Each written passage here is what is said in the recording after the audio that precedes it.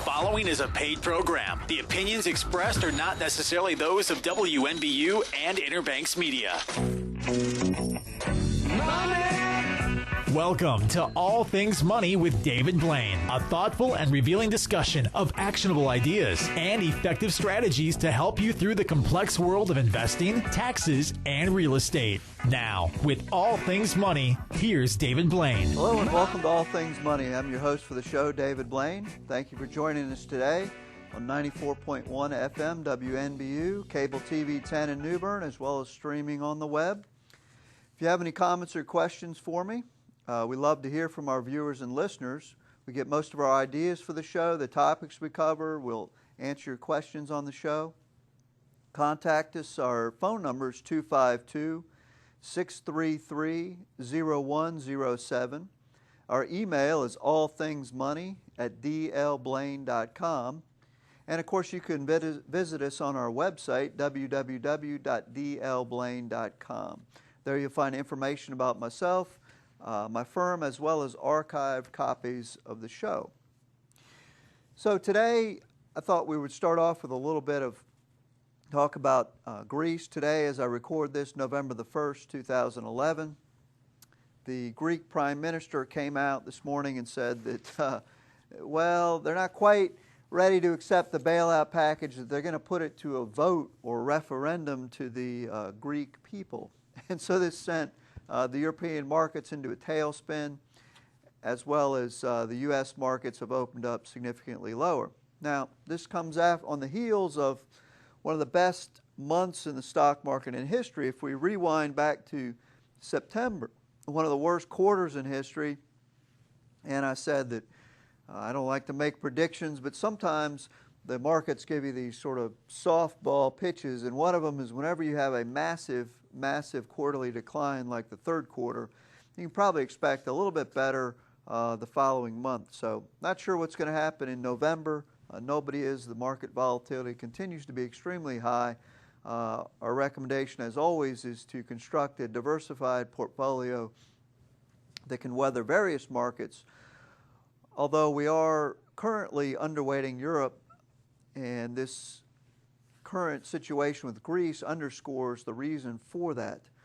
The proposed austerity measures as a condition for the Greek bailout has been put up to a popular vote for the first time, and this sent the German markets down 5.3%, the French markets down by about 4.2%, and Britain, who's not a member of the Eurozone, so they're a little bit insulated from this. Which, by the way, I think they're probably really glad right now that fateful decision years ago when the Eurozone was being constructed that they did not join it. Anyway, the FTSE 100 was down about 3.2%. I think you're going to continue to see, both in Europe as well as in the U.S., you're going to see the political situation continue to affect the market significantly. This is a trend that we're just going to have to deal with as governments become more involved in the economies of their country. For good or bad, I personally think it's bad, but for good or bad, it is what it is. I was reading something the other day that talked about, one of the fatal mistakes that we make is allowing our personal beliefs or our political beliefs to get in the way of investing. And this is a perfect example. I would just assume that the market, or that the government not be involved as they are in the markets. However, the fact is, every year that goes by, the government, both in the U.S., Europe, China, wherever, is extremely involved in the markets, not only helping to select the winners and losers, such as the doling out of money for research and development, a la Solyndra, the failed solar panel company. So they have tremendous amounts of money that they can dole out to different industries. Of course, Airbus in Europe is largely a government functioning entity that competes with Boeing. And in the U.S., we see that the government's continually involved in injecting companies into certain industries. Of course, the whole Wall Street, or the whole Occupy Wall Street, is based on the injection of capital into the banking markets. and the Federal Reserve has become more and more important. So once again, wherever you fall on the political spectrum, whether you think it's good or bad, the reality is that governments are more and more involved in the economies and investing, and you've got to have a good handle on what the government is doing in order to navigate the investment situation today. And unfortunately, I don't think governments have any idea what they're doing. They're continually confusing the investing public about which direction they're going to go in. And this thing with Greece is the latest measures that the markets were very optimistic. The stronger countries in Europe had come to a decision, they came to a plan, and then all of a sudden, out of the blue, the Greek, I guess he's the prime minister, decided that they needed to put this to a popular vote, and so that threw the markets into turmoil again. The vote could break the deal between Greece and its foreign lenders, the European Union, European Central Bank, and the IMF, who've all demanded changes to Greece. And so if that happens,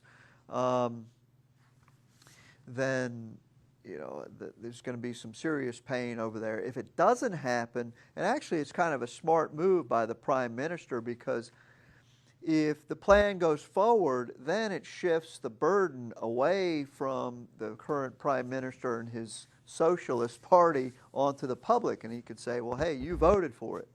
And this is also another aspect of where the politics come into play, is that I'm not sure that he's taking the long-term view as our politicians don't, and looking at, well, what's best for the country long-term? He's looking at it, well, if we can get the public to vote on it and approve it, then it's no longer my problem. So it's quite a fascinating situation that will continue to have the market somewhat volatile. I believe the referendum is scheduled for the referendum will probably be held in January, so that will buy the government some time to get the details of it hammered out. But very fascinating development in the markets today. So as we go forward, we still think that after the third quarter disaster, that the imminent recession is not a foregone conclusion, and the markets have picked up significantly in October, may continue on into the end of the year. But the takeaway from this segment that I want you to get is the ever-increasing government involvement in the markets. Some of the principles of investing are not necessarily functioning correctly because of the external involvement of government. Anytime you have external involvement in sort of a free market system, you're going to have unintended results, and results that do not mirror the past, results that are very difficult to plan for. Well, that brings us to our first break. So for All Things Money, I'm your host, David Blain. We'll be right back after a few short messages.